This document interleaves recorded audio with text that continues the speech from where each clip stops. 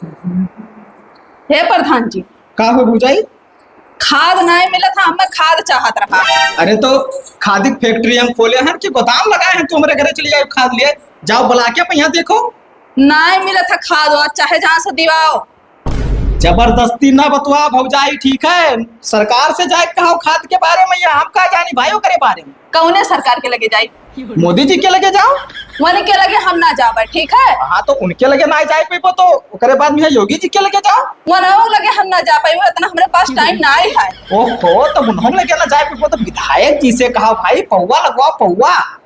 विधायक और सिधायक के पास हम ना जाबे, ठीक है? हमारे पास टाइम वाइम ना रहा था। मैं खाद चाहिए तो खाद चाहिए। तो जबरदस्ती की यहाँ तोहरे खाद ना मिल पाई, प्रधान के अंडर में खाद ना आवत है, सब बड़वार अधिकारी बड़वार नेतक लगे रहा था। एक बात बताए प्रधान जी, वोट मांगे तू आ रहे हो तो खाद तू ही चाहिए बस।